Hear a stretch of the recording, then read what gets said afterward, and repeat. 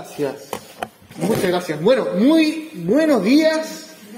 Qué alegría poder verles en esta mañana. Un saludo a los que están ahí desde sus casas también. Espero que el Señor les esté guardando cada uno. No hace tanto frío como pensé que iba a hacer, ¿no? No hace tanto frío. Los días después de lluvia son helados. Pero igual creo que el sermón de hoy nos va a estar hablando de lo que significa sentir calor, sentir luz como la que se enciende ahora, bien, en medio de nuestro mundo, ¿no? En medio del frío que muchas veces sentimos a nuestro alrededor. Bueno, os doy gracias al Señor por estar acá nuevamente. Les voy a pedir que tengan sus Biblias abiertas en el pasaje de hoy para que lo que vayamos estudiando sea realmente de ánimo. Y también le voy a pedir a Benjamín Álvarez que pueda estar muy atento ahí el celular, porque se va a cortar en un rato más. Entonces hay que reiniciar el link cuando se corte, bueno, para que los de la casa se vuelvan a meter el mismo link. Bien, déjame comenzar haciéndote una pregunta. Te quiero hacer una pregunta a ti hoy día para que lo pienses en tu vida. Esta es la pregunta. ¿Cuán diferente es la forma en que tú vives a lo que el mundo, a lo que la sociedad, a lo que los demás viven? ¿Qué te diferencia a ti de quizás tu compañero, tu colega, tus vecinos, tus amigos? Eres diferente, ¿no? Recuerdo que hace unos años atrás, a las personas que eran creyentes en Jesús, especialmente a los evangélicos, los cristianos, en los trabajos los reconocían como ser personas muy responsables, buenos trabajadores, que se confiaba mucho en las personas evangélicas. Pero al parecer eso ha ido cambiando, ¿no? Ha ido cambiando en el último tiempo. Piensa en tu vida. ¿Qué dicen de ti los demás? ¿Qué piensan los que no creen en Dios de ti? Y quizás puedes ponerlo desde este punto de vista, ¿cierto? ¿En qué áreas de tu vida te resulta más fácil ser diferente a los demás? ¿Dónde te es más fácil marcar una diferencia? ¿Y en qué otras áreas te resulta más difícil ser diferente a los demás? Pregunto esto porque el sermón de hoy lleva por título Metamorfosis cristiana. ¡Ah! ¡Qué título!, ¿no? Metamorfosis cristiana. ¿Sabes lo que es metamorfosis? Como el libro de Franz Kafka, ¿cierto? Metamorfosis, que me saqué un 4,5 en la prueba del colegio, pero al menos me lo leí, ¿sí? Aunque no me acuerdo mucho. Bueno, tanto tú como yo estamos siendo transformados, ¿cierto? Estamos sufriendo esta metamorfosis, o dicho en el lenguaje del pasaje de hoy, lo que leímos de Marcos 9, tanto tú como yo estamos siendo, escucha bien, transfigurados para llegar a ser como Cristo. Ven, acompáñame en esta oración y oremos para comenzar el sermón de esta mañana. Padre, te doy gracias. Gracias porque tú nos permitiste llegar acá. Gracias porque a pesar del frío, la lluvia, la humedad, a pesar del partido del Wander, a pesar de tantas cosas que vivimos, estamos acá, Señor. Incluso a pesar de la distancia, tú nos permites escuchar este sermón. Te pido que sea de alimento para nuestras vidas. Que nos recuerdes que ese sol de justicia que eres tú nos ilumina, nos transforma, y nos da calor para entregar y servir a los demás. Recuérdanos, Señor. En nombre de Cristo Jesús. Amén. Bien, entonces el pasaje de hoy está en Marcos 9. ¿De qué versículo? Del 2 al 13. Perfecto, muy bien. Trata de este relato de la transfiguración, ¿cierto? La transfiguración de Jesús. Jesús se está transformando, se transforma en presencia de sus apóstoles. Y probablemente uno imagina que era como una luz, como un sol brillante que ilumina. Eso está pasando en este relato. Y es interesante este pasaje porque fíjate que está ubicado justo en el centro del Evangelio de Marcos. Recordemos, ¿cierto?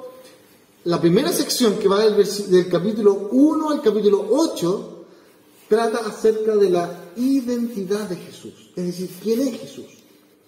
Pero ahora, del capítulo 9 hasta el 16, vamos a comenzar hablando de la misión de Jesús. Es decir, ¿a qué vino? ¿Qué vino a hacer? ¿Por qué? Entonces tenemos capítulo 1 al 8, la identidad, capítulo 9 al 16, la misión. Pero también, específicamente estos capítulos que estamos viendo tanto la semana pasada como esta semana, capítulo 8, 9 y 10, Jesús está teniendo un curso intensivo a sus discípulos, a sus apóstoles. Les está mostrando de manera clara cuál es el costo que tendrá para sus seguidores seguir al Maestro.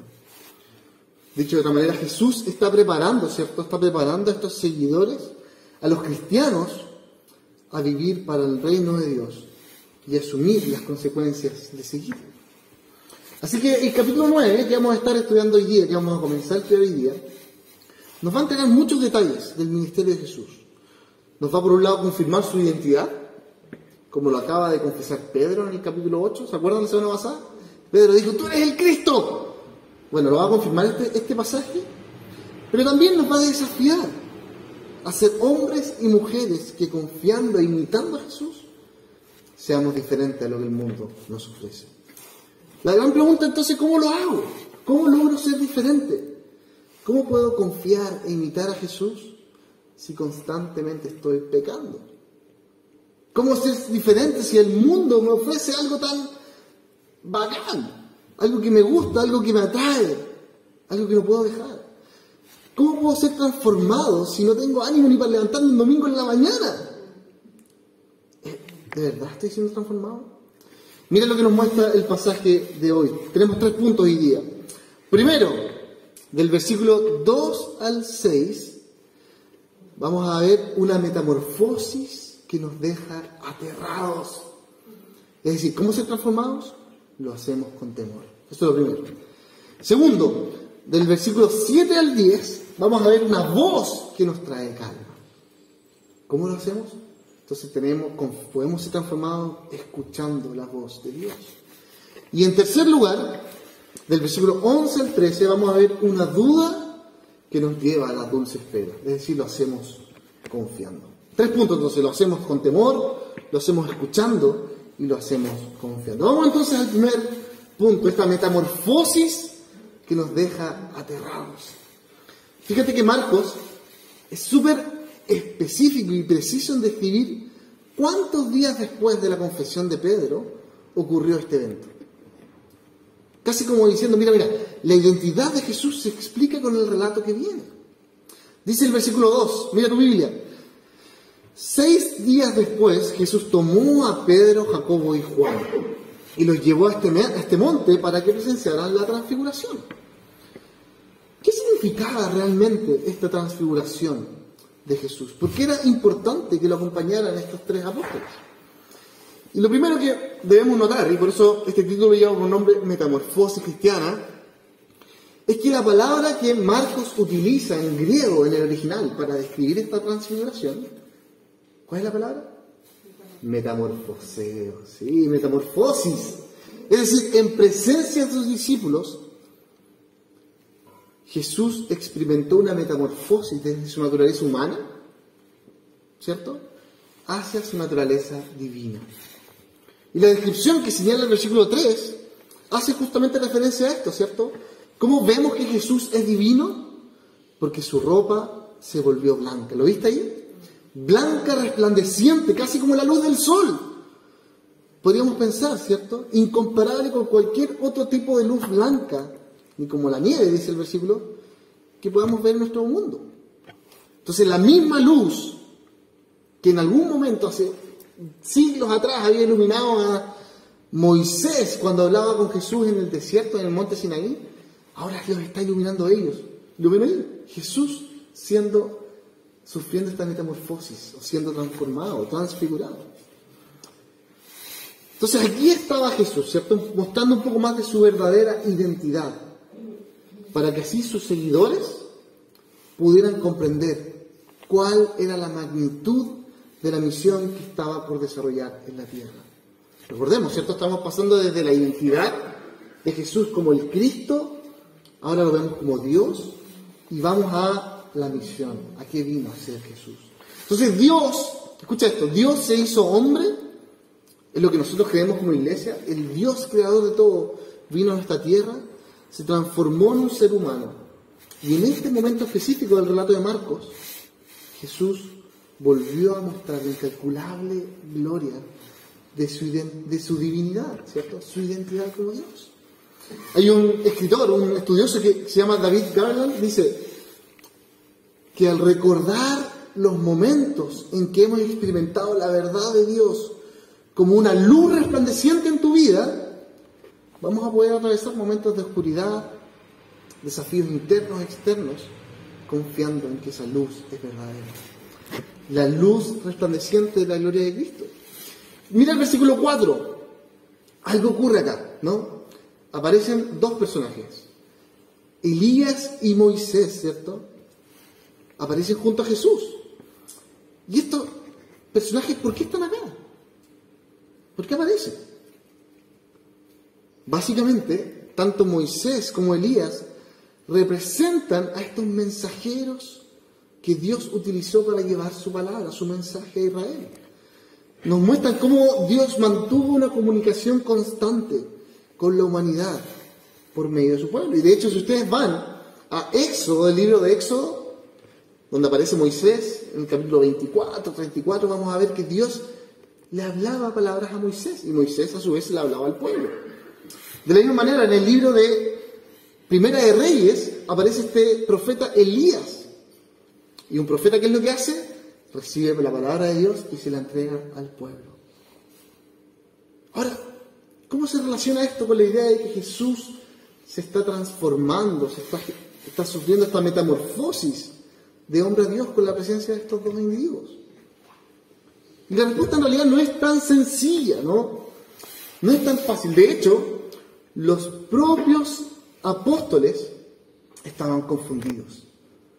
No sabían lo que significaba realmente que estuvieran ahí. De hecho, mira el versículo 5. ¿Qué es lo que hace Pedro cuando ve que está Jesús, Elías, Moisés ahí? Se lanza una frase más perdido que el teniente Bello.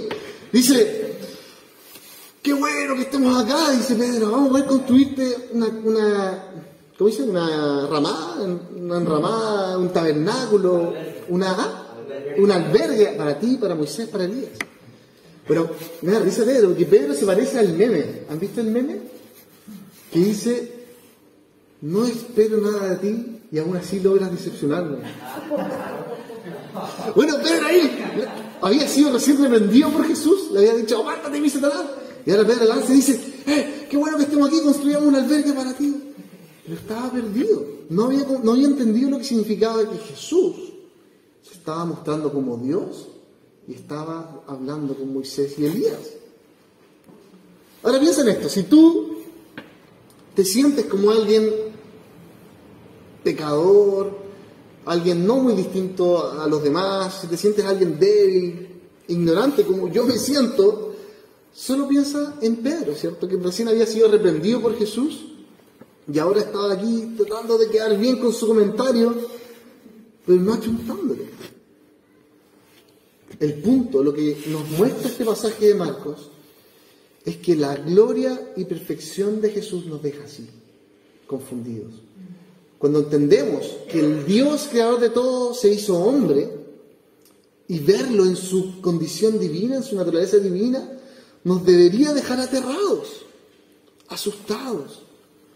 ¿Cómo es posible que el Dios creador de los cielos y la tierra, que no tiene principio ni fin, que es eterno, que al solo hablar conmigo me debería aniquilar, pudiera estar caminando en la tierra?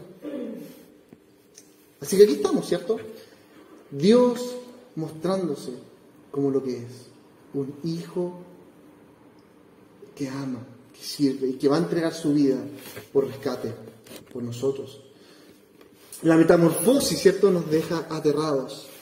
Y nos debería dejar con este temor reverente por la santidad del Dios hecho hombre. Ahora, una buena pregunta para ti, en esta mañana, ¿cierto?, allá en sus casas, espero que me estén viendo, me imagino que sí.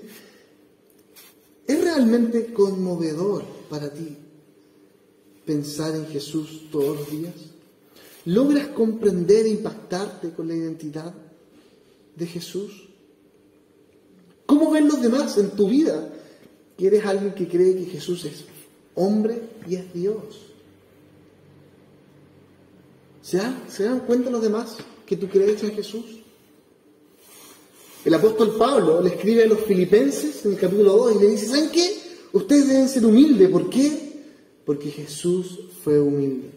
Él, siendo Dios, no continuó siendo Dios. No se aferró a Dios como algo, no se quedó siendo Dios, sino que se humilló a sí mismo, se rebajó y se hizo hombre, para que por medio de su muerte todos nosotros fuéramos salvados. Así que el ánimo para nosotros es que en primer lugar, ¿cómo ser diferente en este mundo? Recuerda, mantén una actitud de temor reverente a Dios. Vamos entonces a lo segundo que nos muestra este pasaje, una voz que nos trae calma, ¿cierto? Escuchar la voz de Dios. Y es que en medio de esta metamorfosis, ¿no? De este evento cósmico, celestial, poderoso, sale una voz.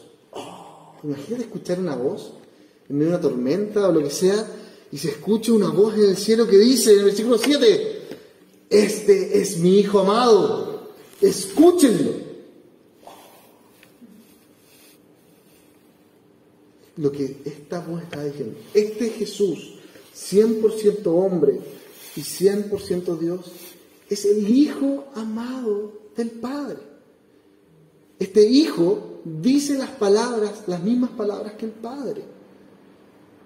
Todo lo que el Hijo dice es lo que el Padre dice. Todo lo que el Hijo dice es lo que Dios dice. Entonces el mismo Dios que le había hablado a Moisés, a Elías, ahora está hablando por medio de su Hijo. ¿Y qué es lo que debían hacer los apóstoles? Escuchar. Este es mi Hijo amado. Escúchenlo. Piensa en esto, ¿cierto? En el capítulo 1, mira cómo se resume el Evangelio de Marcos. En el capítulo 1, durante el bautismo de Jesús, se escucha la palabra, tú eres mi Hijo amado, estoy muy complacido contigo. ¿Se acuerdan? Bueno, y cuando se escuchan estas palabras, comienza la sección acerca de la identidad de Jesús. Ahora, en el capítulo 9, se escucha, este es mi Hijo amado, escúchenlo. Y comienza la sección de la misión de Jesús. Sus palabras, su misión, son la misma voz de Dios. ¿Cuán atento estás tú? ¿Cuán deseoso estás de escuchar la voz de Dios? ¿Qué significa escuchar la voz de Dios? ¿Significa que salí a la calle y Dios me dijo, camina para allá? Dios te dijo, compra esto. Dios te dice, no, evita hacer esto. Lo que queremos ver acá es que la voz de Dios es el sacrificio mismo de Jesús por ti. ¿Cuánta pasión sientes tú por lo que Jesús hizo por ti? Piensa un momento en Pedro, ¿cierto?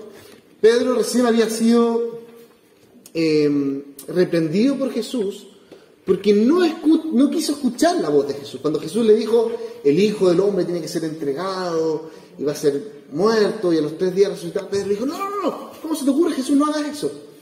Y lo arrepintieron. Bueno, ahora Dios, el Padre, le estaba diciendo, escucha lo que dice el Hijo, porque lo que el Hijo dice es palabra de Dios, porque el Hijo es Dios. Pedro ahora, ¿cierto? Iba a estar seguro que las palabras de Jesús son verdaderas, son palabras seguras, son palabras de restauración, de sanidad, porque son las palabras mismas de Dios.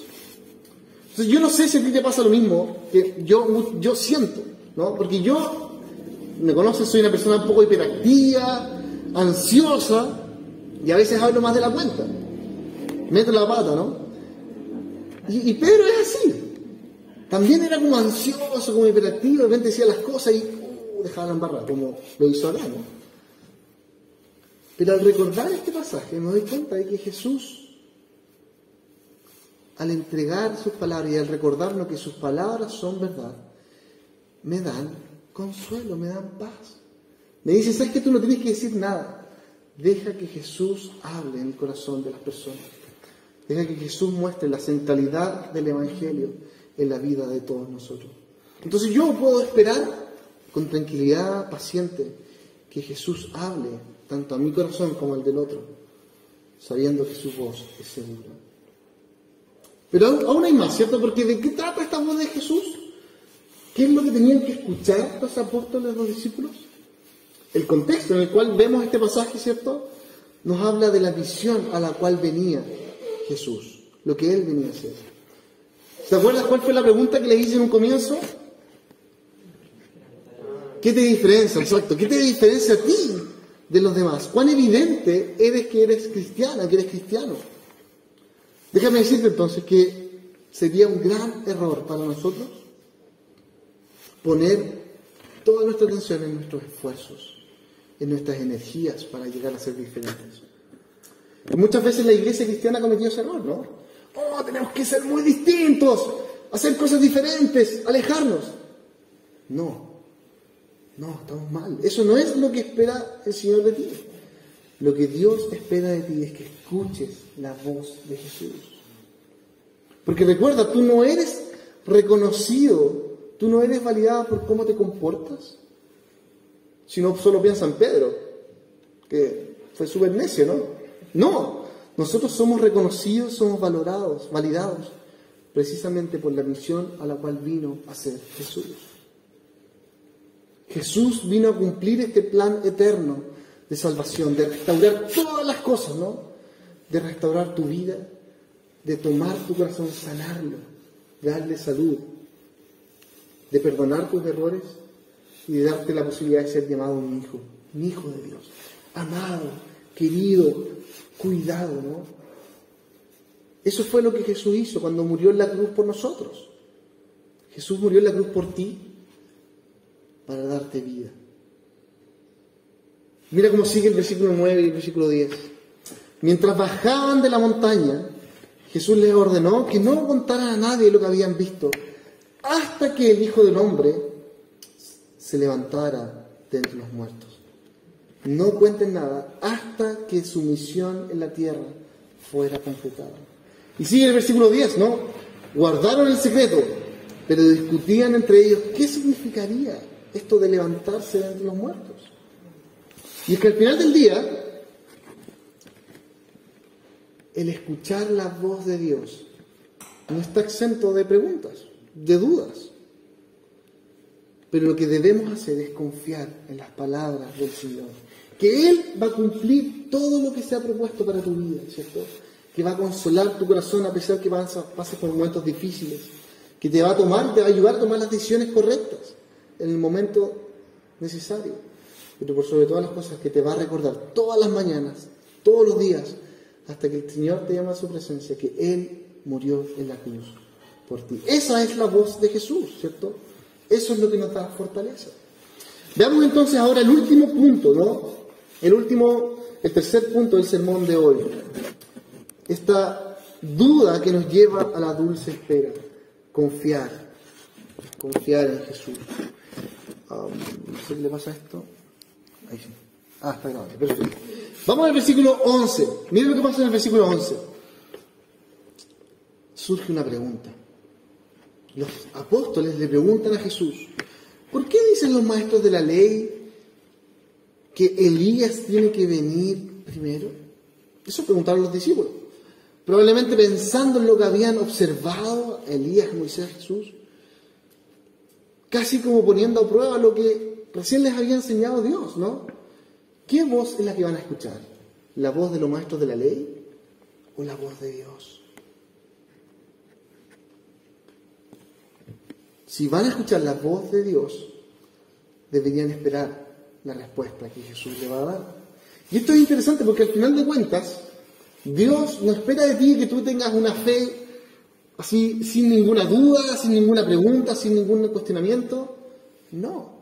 Lo que Jesús espera de ti es que cuando surjan dudas, tú vayas a escuchar su voz, a confiar en su palabra. Porque claro, en nuestra vida hay muchas voces a nuestro alrededor, ¿cierto? Y podemos tener muchas dudas. Por ejemplo, podemos preguntarnos, ¿qué significa ser un discípulo de Cristo hoy día en el Chile del año 2022? O por ejemplo, yo me puedo preguntar, ¿cómo evangelizar? ¿Cómo vivir vidas misionales en medio del trabajo, con mis compañeros, en mi familia, cómo criar a mis hijos, cómo apoyar a mis nietos, cómo confrontar a mis padres. O quizás me puedo preguntar, ¿cuánto me debo afanar en el trabajo? ¿Qué voy a hacer la próxima semana, en 2 años más? ¿A dónde voy a irme? Y si lo pensamos desde el punto de vista político, ahora que estamos enfrentando el plebiscito que se viene, me puedo preguntar, oye, ¿cuánto me debo preocupar? ¿En qué voy a votar? ¿Qué va a pasar con Chile? Bueno, quizás sea bueno mirar la actitud de los apóstoles, ¿no? ¿Qué hicieron ellos? Fueron a Jesús y le preguntaron para saber qué es lo que Él les respondía. Tenían una tentación, o confiaban en la voz de los maestros de la ley, o confiaban en las voces que están de moda en este tiempo, que la llevan, que tienen poder, confiamos en las voces de las redes sociales, lo que dicen los colegios, lo que dicen la universidad, lo que dicen los medios masivos de comunicación, o confiamos en la voz de Jesús. Piensa un poco en los maestros de la ley, ¿cierto? Porque en el tiempo de los apóstoles, para ellos la venida de Elías era fundamental, era la clave para ver que el reino de Dios había llegado. De hecho ellos ya habían hecho una tradición, ¿no? Hasta el día de hoy se mantiene que en la mesa, cuando se sientan a comer en la Pascua, en el Pesaj, se deja una silla vacía. ¿Para qué? Para la llegada de Elías. Esperan que Elías llegue para que se cumpla el propósito, la misión de Dios. Y esto no estaba mal. De hecho, si leemos el pasaje que vimos en un comienzo de Malaquías, vamos a ver que esta tradición tenía sentido. Mira lo que dice Malaquías capítulo 4. Dice así: yo les envío al profeta Elías antes que venga el día del Señor, día grande y terrible. Él hará volver el corazón de los padres hacia los hijos y el corazón de los hijos hacia los padres. No sea que yo venga y hiera la tierra por maldición. ¿Qué está diciendo acá el profeta Malaquías? Antes de que venga el día del Señor, va a volver Elías. Entonces Jesús, en este pasaje de Marcos, responde y le dice, sí, está bien, tienen razón los maestros de la ley. Efectivamente, Elías tiene que volver primero, como lo dice Malaquías. Pero Elías vendría antes del día grande y terrible. Elías vendría antes de que quedara la grande, el momento más terrible de la historia. ¿Cuál es ese? El momento más terrible de la historia es cuando el Hijo de Dios, este Dios hecho hombre, pero que también era Dios y que lo habían visto con sus ojos, iba a ser asesinado, iba a ser crucificado, iba a derramar su sangre para restaurar todo. Por eso Jesús termina diciendo en el versículo 13, pues bien, les digo que Elías ya ha venido y le hicieron lo que quisieron, tal como está escrito. Porque para Jesús, el cumplimiento de las promesas sobre Elías habían sido ya cumplidas por Juan el Bautista, ¿cierto? Que había cumplido este rol de preparar el camino del Señor. Pero ahora le tocaría a él sufrir. Él sería rechazado, crucificado, muerto. Pero para que eso llegara, los apóstoles tendrían que tener paciencia y confiar en la palabra de Dios. Paciencia y confianza en las palabras de Jesús.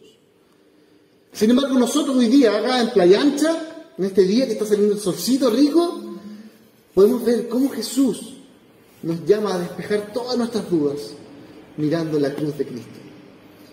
En su muerte, en la muerte de Jesús ya se cumplieron todas las promesas de días terribles, en donde la maldición fue recibida por Jesús en la cruz, en donde la maldición fue contenida por el Señor y ya no nos llega a nosotros, en donde nuestras vidas están seguras, escondidas, protegidas, y puede pasar lo que sea, pero nosotros confiamos que Jesús ya lo hizo, ya cumplió por nosotros. Él es el sol de justicia, ¿cierto?, que nos da salvación, que nos da seguridad, que nos da calor en medio del frío. Entonces, en cierta medida, para los apóstoles, para la iglesia primitiva, para nosotros hoy día, lo que ocurre en nuestro mundo, lo que ocurre a nuestro alrededor, en tu salud, en la sociedad, en nuestro país, en el mundo, las guerras, los terremotos, las epidemias, no nos afecta mayormente. En cierta medida no nos amarga, no nos quita el sueño, porque sabemos que Cristo ya triunfó sobre el pecado, sobre la muerte, sobre la maldad. Y hoy nos toca a nosotros esperar, confiando en que las palabras del Señor son verdad. Sus palabras son dignas de confianza. Yo no sé si tú has leído la novela Metamorfosis, ¿cierto? La que comenté en un comienzo. ¿La leíste? ¿Tú, Benjita, la leíste? ¿No? Pues te voy a decir, lamento, un spoiler. Entonces, no es tan malo. Bueno, este libro, Metamorfosis, es interesante porque trata de un joven llamado Gregorio, ¿no? Gregorio que comienza a transformarse, sufre una metamorfosis en un bicho, ¿no? Que es como un langosta, no sé, usted me da rara. Bueno, él sufre esta metamorfosis y en el comienzo es como bacán. Como, wow, qué choro, algo nuevo, algo distinto. Pero comienza, a medida que pasa el tiempo, a ser rechazado por todos. Y la vida cristiana a veces es igual, ¿no? En un comienzo es como, oh, qué bacán, sí, Jesús murió por mí. Pero a medida que vienen los problemas, que vienen las dificultades, que empieza a llover sobre nosotros, que empieza a hacer frío, que empieza a doler los huesos, como que ya las cosas ya no podemos más. Pero ¿sabes qué? Lo maravilloso es que para nosotros como cristianos no hay mayor descanso, no hay mayor gloria eterna que decir, ¿sabes qué? Jesús ya lo hizo por mí. Él me espera con los brazos abiertos, sabiendo que entregó su vida por mí. Ya no tenemos que sufrir. Y si es que lo hacemos, si es que sufrimos, lo hacemos confiando en que Jesús me espera para siempre con los brazos abiertos. Porque Él lo hizo por nosotros. Te quiero preguntarte entonces, ¿qué te diferencia a ti de los demás? ¿Qué vas a mostrar, qué vas a demostrarle a los demás con tu vida? Malaquías dice, pero para ustedes que temen en mi nombre, que temen a mi nombre, se levantará el sol de justicia con la salud en sus alas, y saldrán y saltarán como terneros de establo. Entonces yo los quiero ver a ustedes saltando como terneros ahí afuera, celebrando con salud, sabiendo que Jesús murió por nosotros, que Él es el sol de justicia que nos renueva, que nos ilumina, y que todos los demás cuando te vean te dicen, wow, este tipo es normal, pero tiene confianza, pero espera, pero busca la voz de Dios. Sí, comete errores, yo cometo errores, tú también, pero pues seguimos confiando porque Jesús lo hizo por nosotros. Él nos dio vida al morir por ti, al restaurar tu vida y al llevarte a su santo reino. Ven, acompáñame en esta oración. Señor, gracias por tu palabra, gracias porque este pasaje de la transfiguración nos recuerda que tú, Jesús, es el Dios eterno.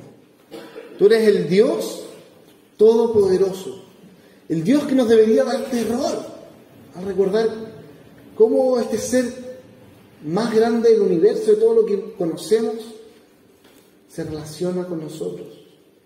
Pero tú, Jesús, decidiste venir a esta tierra, entregar tu vida por nosotros, para incluirnos en tu familia, para ser parte de tu comunidad. Y nosotros como iglesia acá en Playa Ancha, a pesar de que somos pocos, a pesar de que estamos comenzando, podemos decir que pertenecemos a la familia más grande jamás conocida, a la familia del Sol de Justicia. Gracias porque